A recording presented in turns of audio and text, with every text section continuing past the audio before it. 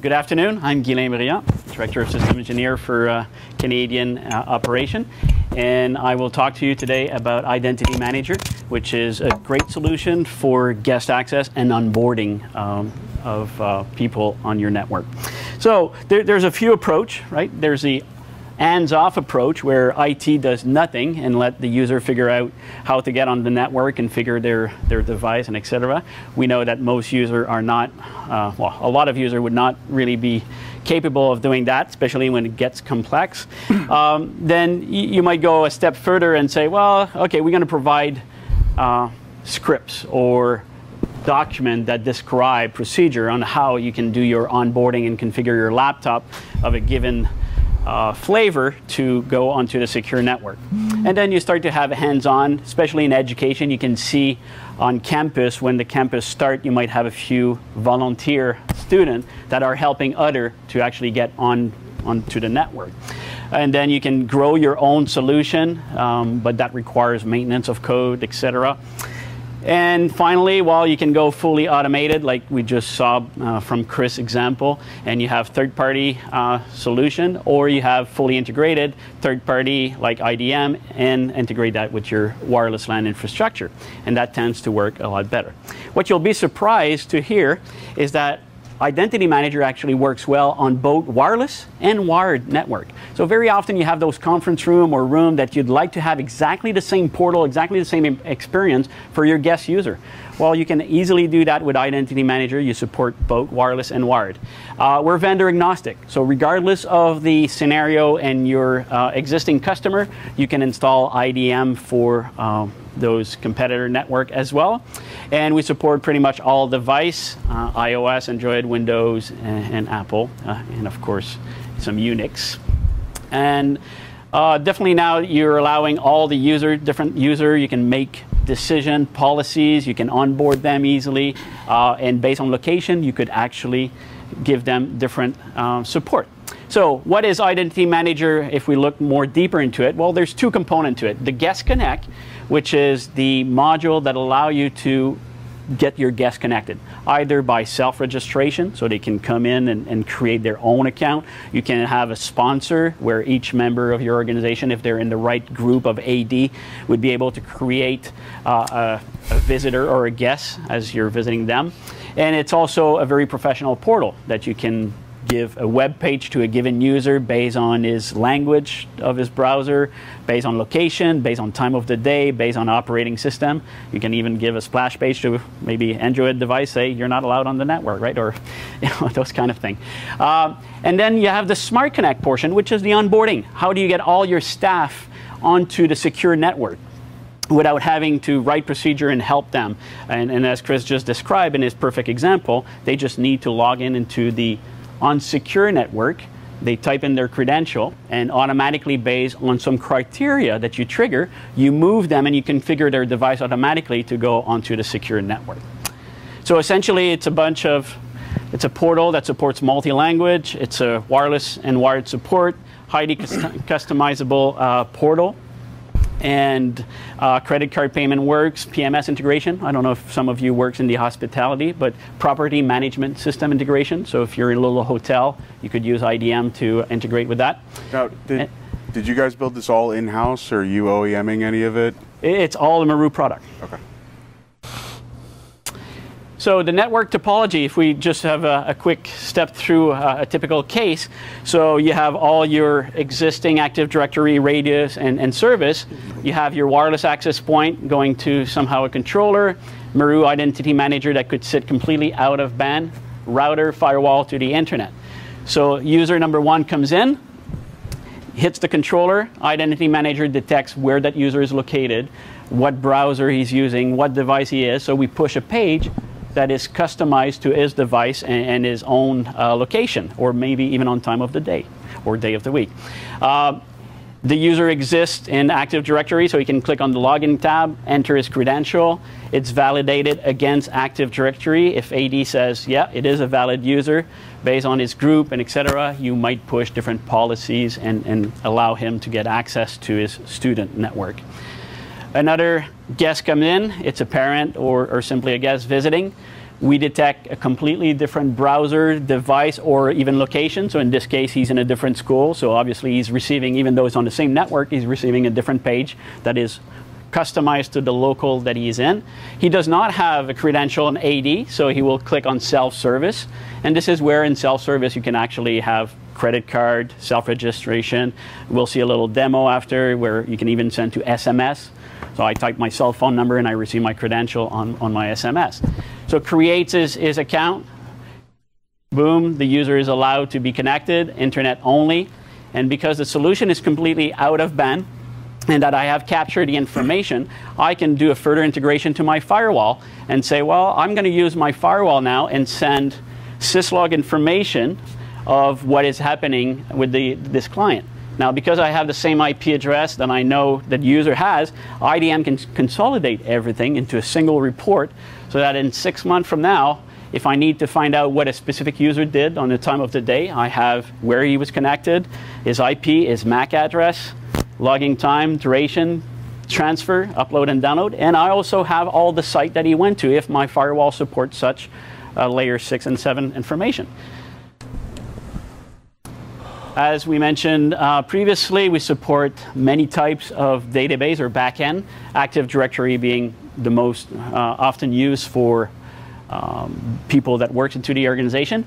But if you have visitors, Facebook, Novell, Twitter, Apple, OpenLDAP, Google Apps, actually, we support Google as well. How do you guys do connection intercepting for the guests? Connection, well, it's a redirection on the captive portal, right? When you log in. Is it DNS based? Is it a VLAN that terminates on the server? All the users are blocked by default. So you create an SSID that all the users are blocked by default, and you redirect them HTTP to, well, there's multiple ways. Actually, if a PM wants to step in on how exactly the protocol. We do HTTP redirect. Just an HTTP redirect? So just DNS? No DNS, HTTP redirect. Oh, you're, okay. Well, you have to hijack something, right, in order to capture the web portal. So you're hijacking DNS. HTTP. Okay. Yeah, when the user opens a session. So it's a function of the controller to start with, right? The controller needs to intercept that session, have some policies that block all the traffic, and then you redirect that to IDM for specific log. And then from a certification, well, I guess this table stake, right? Everybody supports all kinds of certificate. You can push that. We support EPTLS to send to the customer. Property management system, if you've worked in the hotel industry, again, Nomadics or whoever names you've worked with, it's all supported. Eduroam in the education, it becomes very important. What is fun about Eduroam support as well in an IDM is that you can actually push multiple profiles to a user. So you are a student of XYZ. When you do your onboarding, we'll push you your preferred profile that you should connect when you're at school. But when you're roaming, we can push you your second profile and put them in order for Eduroam, for example. So in an enterprise, that would work very well if I'm traveling across multiple facilities as well. And that was the IDM part. Does it have the ability to push the multiple configuration profiles to PCs as well as? PC, Mac, Unix, so iOS. You could use wired, wireless, both. Okay. And you'll actually see a little demo of how it's taking place. And my name is Gina Watkins, and I'll be doing the IDM demo. So we talked a little bit about how to create a guest. When a guest comes on your enterprise campus or your school site, you can basically have someone be a sponsor for that guest. So you can have them be a sponsor via the local database in IDM or part of an Active Directory group. A lot of, as it integrates with Active Directory. So many times just the IT department will be able to create sponsors if it's an enterprise company, or if it's a school or a college. A lot of times they give that sponsor permission to the administrative assistants. So let's first go through the guest creation. Each sponsor will be given a link that they just merely click on a website, and then they enter in their credentials, either their local identity manager credentials or an Active Directory credential.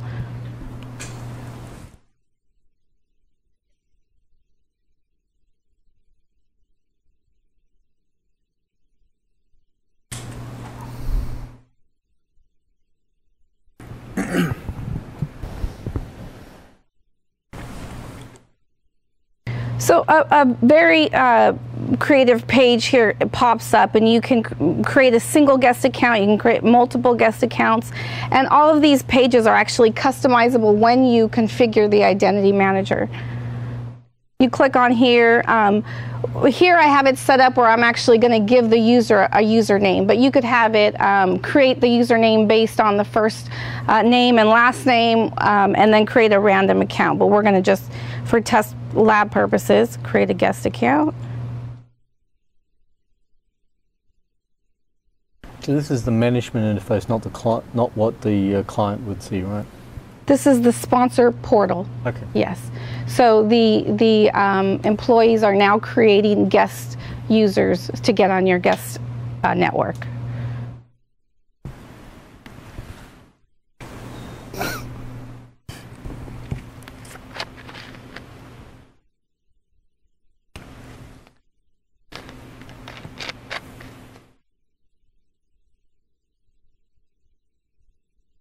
So they ask, here it is configurable to actually ask you for a mobile number. The reason is because we actually can text them the username and password. So we have a volunteer in the audience that has given us their phone number. We're going to type it in here, and they should get a text any moment once we...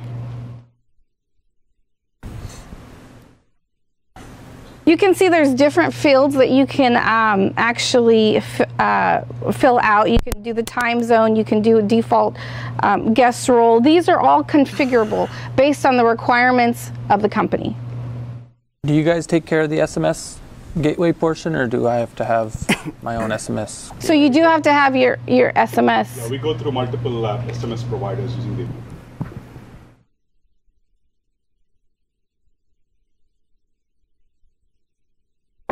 So it creates the guest. You have the option to print it, to send it through a text, and also to email it. This lab isn't set up for email, but in a real world environment you can email it. So we'll send the text,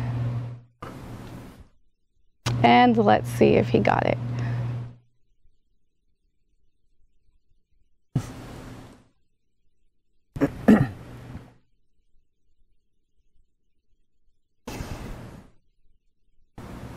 So I'm assuming he got it, and basically it just sends it to his phone number. What we're going to do now is simulate the guest access. So I'm now the guest, and I'm going to connect onto the guest provisioning network.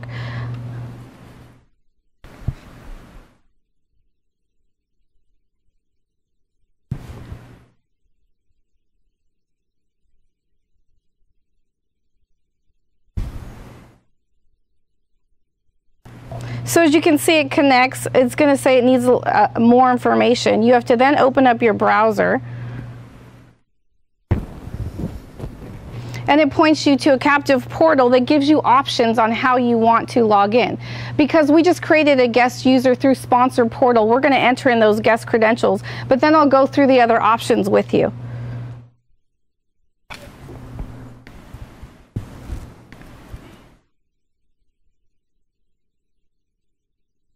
So I've successfully authenticated. I will then be able to browse anywhere on the internet. Of course, I'm not going to have access to the enterprise network. So I'm going to log out here.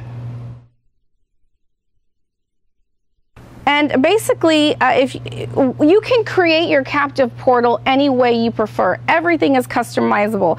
Everything you see on here, welcome to EBC Guest Provision Network, you can very simply edit the text and also edit the graphics that are coming across. It's extremely simple with a click of a button. So if we go to the next tab, Purchase Account, this is what hotels normally use. Obviously, they're going to give you some default internet access, but if you want access that has a little bit more bandwidth, then they're going to ask you to pay for it, right?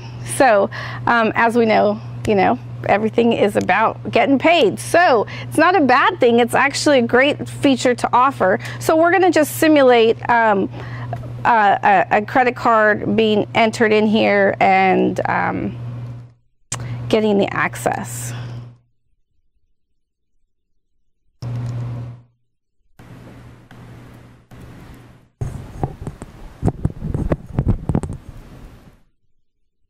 Don't try to write this credit card down because it will not work. But it is a Visa. But it is a Visa. So here I can pick what plans I want to offer. And again, this is customizable.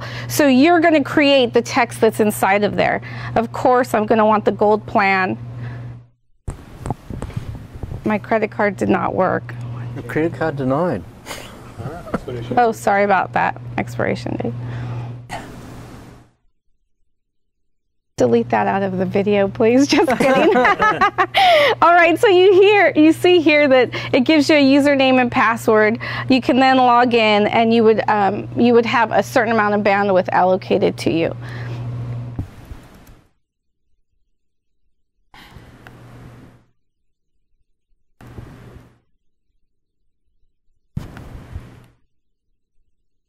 The next is self-service. Basically, you enter in your username, your email. It would send you your username and password, and bam, you would be on the network. So you can see it really makes the experience for a guest user on your environment extremely easy. One of the things that we hear in the field all the time is we want our users to get on without them having to call us, because we don't have the resources to really facilitate all these tickets that are going to be opened by BYOD device. So this is definitely a great way to ensure that your IT team's time is allocated to the priorities that they need to be.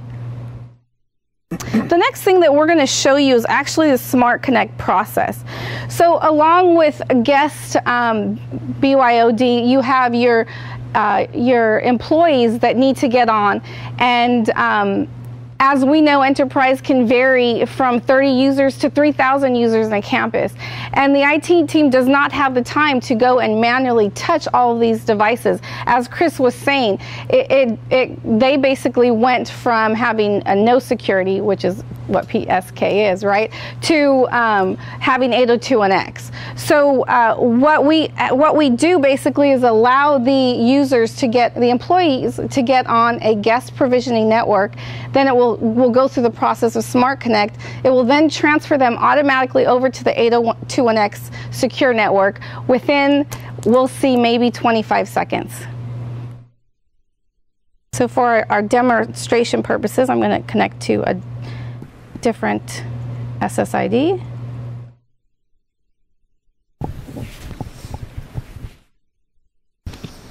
Reset my GUI.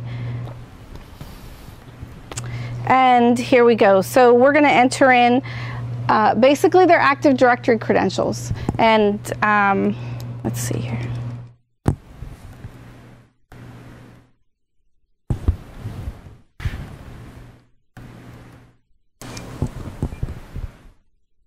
Now, if you notice that it's asking for the realm, we have multiple customers that actually have multiple domains because they have multiple remote sites and they have chosen to do their network design that way.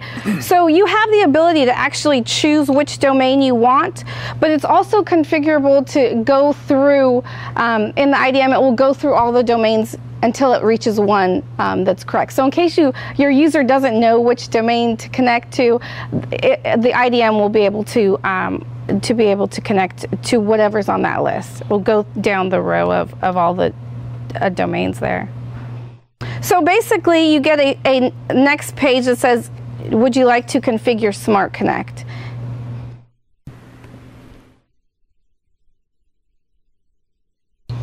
You're then prompted to verify your username and password. Click, click, click, and bam, you're almost done with another 2 clicks. So it's pretty amazing. What technology is this on the back end? Is it Java? So it actually, I'll defer that question to. Yeah, it depends on the client device. If it is an iOS device, we simply drop an XML, drop a configuration. So in case of Windows, probably need an executable, but we have the ability to code sign it and take care of that. Yeah. Okay. Does it require administrator?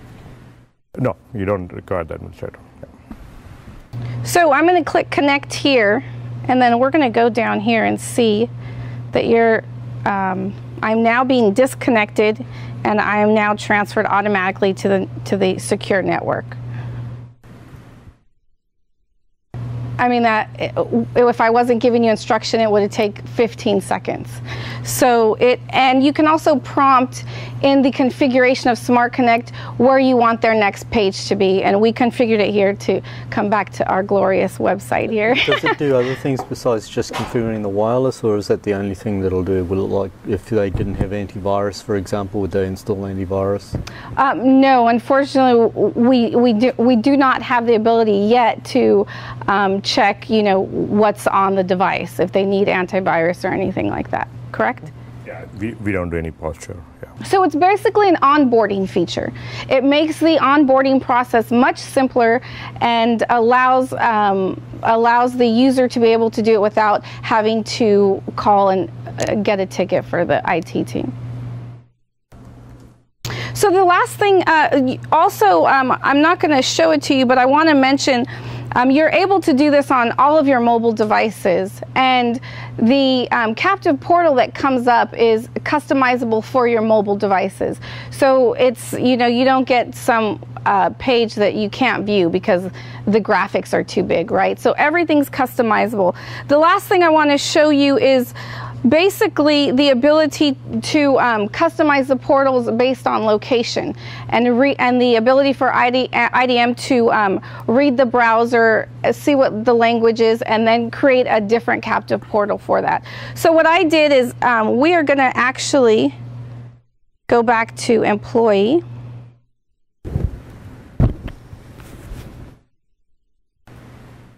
And we're going to close down this browser. I'm going to open up my Google browser, which is set for French language. And you'll see here that the IDM has now shot you to a different browser.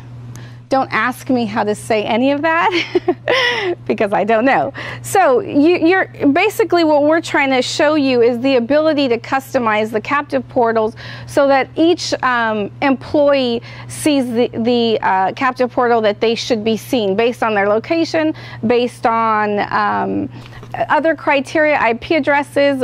There's a bunch of different parameters that we can configure the captive portals to be policy based off of. So there's a lot of things that you could do with this product, and basically it makes IT be able to focus on really the priority projects instead of focusing on all these remedial calls about getting people on the network.